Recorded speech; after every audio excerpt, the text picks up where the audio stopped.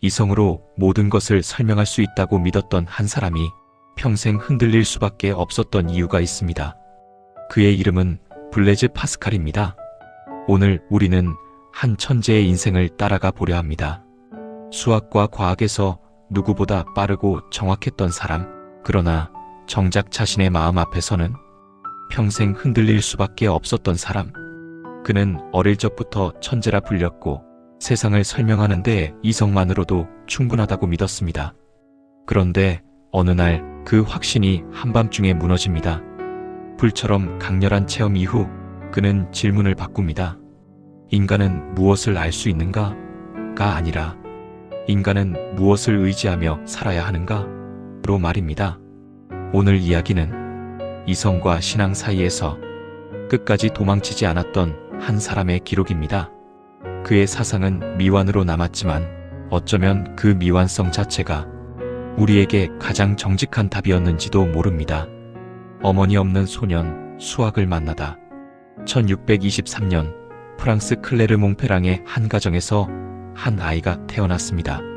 블레즈 파스칼. 하지만 그의 유년기는 순탄하지 않았습니다. 그가 겨우 3살이었을 때 어머니 앙투아네트가 세상을 떠난 것입니다. 어린 파스칼은 어머니의 품을 기억하기도 전에 잃어야 했습니다. 아버지 에티엔 파스칼은 홀로 세 아이를 키우기로 결심했습니다. 그는 재혼하지 않았어요.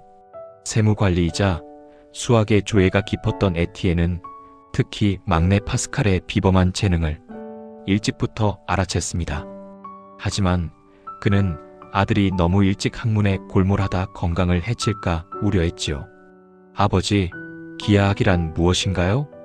11살 소년이 물었을 때 에티엔은 대답을 피했습니다. 아직 어리다고 생각했지요. 하지만 파스칼은 포기하지 않았습니다. 아무도 가르쳐주지 않자 그는 혼자 벽과 바닥의 수치로 선과 원을 그리며 탐구하기 시작했습니다. 어느 날 아버지 에티엔이 파스칼의 방에 들어서다가 멈춰 섰습니다.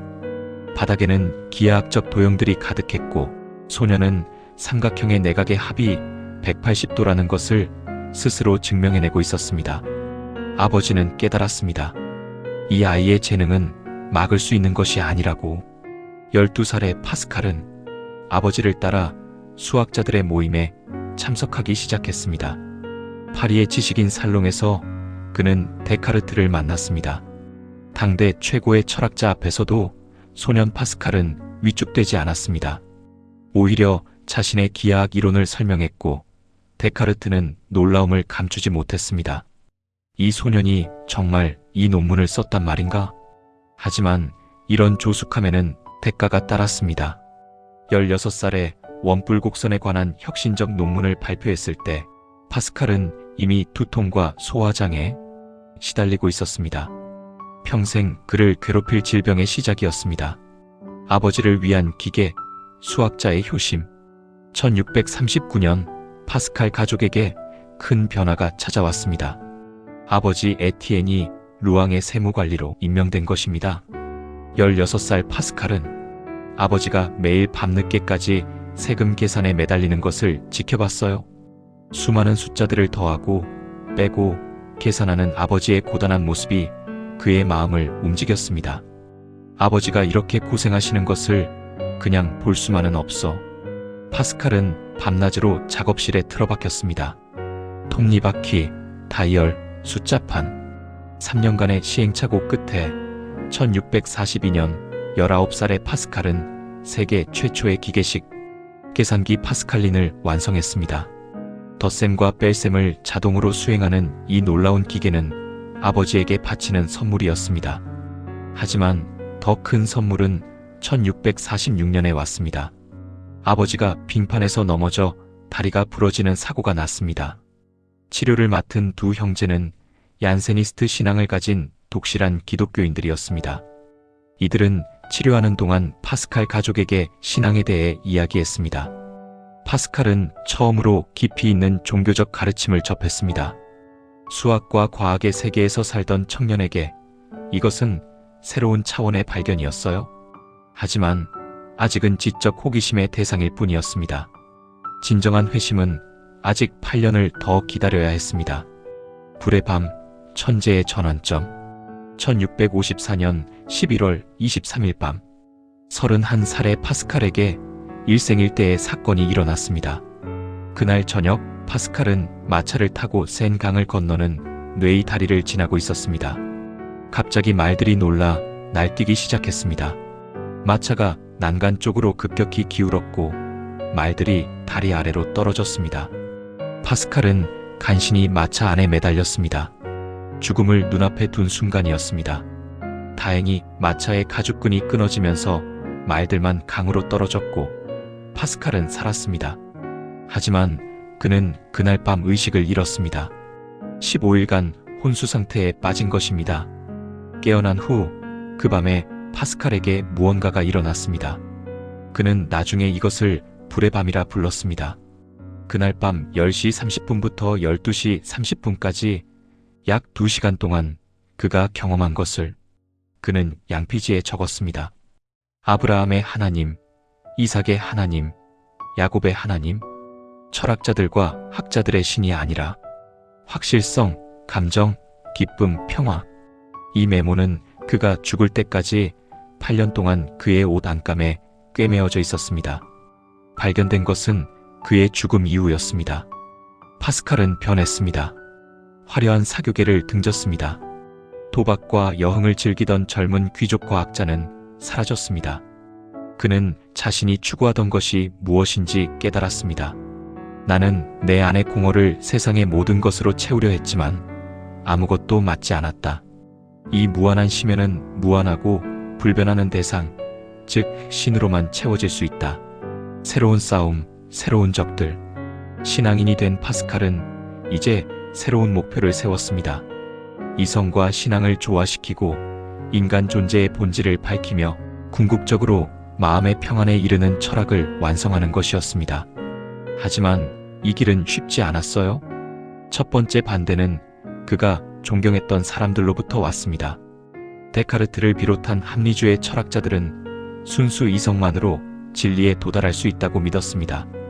파스칼이 신앙의 영역을 강조하자 그들은 실망했습니다. 한 친구가 물었습니다. 파스칼, 자네는 과학자이지 않은가? 어찌하여 증명할 수 없는 것을 믿는가? 친구여, 마음은 이성이 알지 못하는 이유들을 가지고 있네. 우리가 공간을 직관적으로 아는 것처럼 신도 마음으로 느낄 수 있지. 이것이 신앙일세. 이성이 아닌 마음으로 느끼는 신 말이야. 더 치열한 싸움은 예수회와의 논쟁이었습니다. 1656년부터 1657년까지 파스칼은 루이드 몽탈트라는 가명으로 18편의 서간문을 발표했습니다. 프로방시알 서간이었습니다. 예수회는 상황에 따라 도덕 기준을 유연하게 적용하는 결의론을 가르쳤습니다. 예를 들어 가난한 사람이 굶어 죽게 된다면 빵을 훔쳐도 된다는 식이었습니다. 파스칼은 이것이 진정한 윤리를 파괴한다고 보았습니다. 그들은 신의 계명을 상황에 맞게 조정할 수 있다고 말합니다. 하지만 진리에 어찌 타협이 있을 수 있습니까? 이 서간문들은 엄청난 반향을 일으켰습니다. 명쾌한 논리와 신랄한 풍자로 쓰인 이 글들은 프랑스 산문의 걸작이 되었습니다. 하지만 예수회는 분노했습니다. 파스칼은 위험한 이단자로 낙인 찍혔습니다. 세 번째 적은 회의주의자들이었습니다. 몽테뉴의 영향을 받은 자유사상가들은 모든 확실성을 의심했습니다. 그들은 파스칼에게 조롱 섞인 질문을 던졌습니다. 증명할 수 없는 신을 어찌 믿는가? 파스칼은 그들에게 놀라운 논증으로 답했습니다. 훗날 파스칼의 내기로 불리게 될 논증이었습니다. 도박사의 논리로 신앙을 말하다. 여러분, 인생은 도박과 같습니다. 우리는 선택해야만 합니다. 파스칼은 회의주의자들 앞에서 말했습니다. 신이 존재하는가, 존재하지 않는가? 우리는 확실히 알 수 없습니다. 하지만 우리는 살아야 하고 선택해야 합니다. 그렇다면 계산해 봅시다. 신이 존재한다고 가정하고 그를 믿으면 그가 실제로 존재할 경우 우리는 영원한 행복을 얻습니다. 만약 존재하지 않는다면 우리는 이 짧은 삶 동안 약간의 쾌락을 포기한 것뿐입니다. 반대로 신이 존재한다고 가정하지 않고 살았는데 그가 실제로 존재한다면 우리는 모든 것을 잃습니다. 존재하지 않는다면 역시 이 짧은 삶의 쾌락만 얻을 뿐입니다. 계산은 명확합니다. 유한한 것을 걸어 무한한 것을 얻을 가능성이 있다면 합리적 인간은 믿음에 걸어야 합니다. 이것은 수학자 파스칼다운 논증이었습니다. 확률론을 신앙에 적용한 것입니다. 물론 이것이 신앙 그 자체는 아니었습니다. 파스칼도 알고 있었습니다. 이것은 회의주의자들에게 문을 여는 초대장일 뿐이었습니다. 이것은 신앙으로 가는 첫걸음입니다. 진정한 신앙은 그 후에 마음으로 경험하는 것입니다. 고통 속에서 쓰는 철학. 하지만 파스칼의 철학적 탐구는 극심한 고통 속에서 이루어지고 있었습니다. 어린 시절부터 시작된 두통은 점점 심해졌습니다. 소화장애로 거의 아무것도 먹지 못했습니다. 잠을 이루지 못하는 날이 많았습니다. 1658년 35살의 파스칼은 치통으로 밤잠을 이루지 못하고 있었습니다. 고통을 잊기 위해 그는 수학 문제를 풀기 시작했습니다. 사이클로이드 곡선에 관한 문제였습니다. 놀랍게도 두통이 사라졌습니다. 그는 이를 신의 계시로 받아들이고 며칠 밤낮으로 이 문제에 매달렸습니다. 그 결과는 미적 분학 발전에 기여한 중요한 논문이 되었습니다. 친구들이 걱정스럽게 물었습니다. 건강이 이렇게 나쁜데 왜 그렇게 무리를 하는가? 고통은 인간 조건의 일부입니다. 오히려 이 고통이 나를 겸손하게 만들고 인간의 비참함을 깨닫게 합니다. 동시에 이 고통 속에서도 생각할 수 있다는 것이 인간의 위대함입니다. 그는 정말로 자신의 철학을 살았습니다. 인간은 생각하는 갈대다라는 그의 유명한 말은 단순한 비유가 아니었습니다. 그것은 그 자신의 삶이었습니다. 육체는 연약하고 부서지기 쉽지만 정신은 우주를 담을 수 있다는 것. 일상에서 실천된 철학. 파스칼의 철학은 책 속에만 머물지 않았습니다. 그는 자신의 사상을 일상에서 실천했습니다. 1662년 죽음을 몇 달 앞둔 파스칼은 파리에서 대중교통 시스템을 만들었습니다. 정해진 노선을 따라 정기적으로 운행되는 마차였습니다. 수익금은 가난한 사람들을 돕는 데 사용되었습니다. 부자들에게는 높은 요금을 받고 가난한 사람들에게는 무료로 제공했습니다. 지식은 실천되어야 합니다. 우리가 진리를 안다면 그것은 행동으로 이어져야 합니다. 그는 사치스러운 생활을 버렸습니다. 화려했던 젊은 시절의 옷들을 팔아 가난한 이들에게 나누어 주었습니다. 그의 방은 소박했습니다. 침대, 책상, 책들만 있을 뿐이었습니다. 누이 질베르트가 말했습니다. 오빠, 그렇게까지 금욕적으로 살 필요가 있나요? 질베르트, 내가 깨달은 것은 이것이야.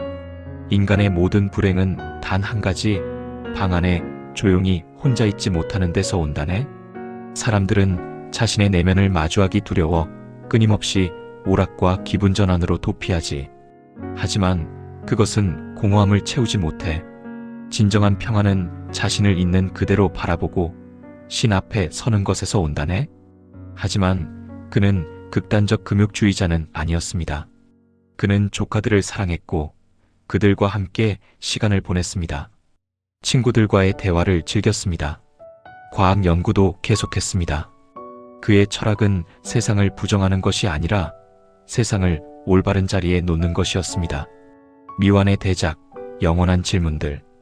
파스칼은 생애 마지막 몇 년을 한 가지 대작을 준비하는 데 바쳤습니다.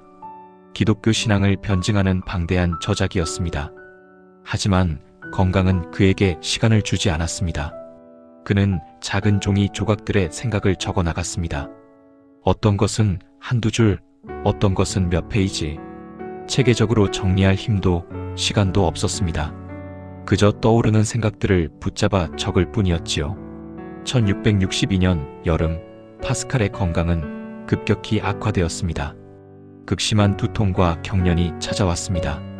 의사들은 속수무책이었어요. 그는 자신의 집에 가난한 병자를 들였습니다. 자신이 누이 질베르트의 집으로 옮겨가면서까지요. 질베르트가 만류했습니다.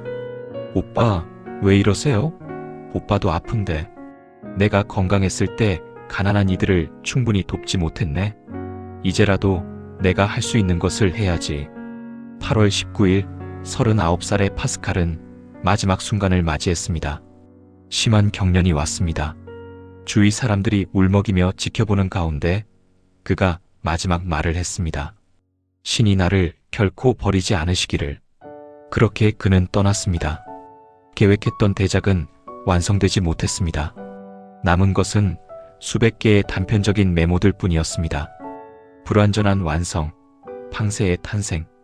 파스칼의 사후, 가족과 친구들은 그가 남긴 종이 조각들을 발견했습니다.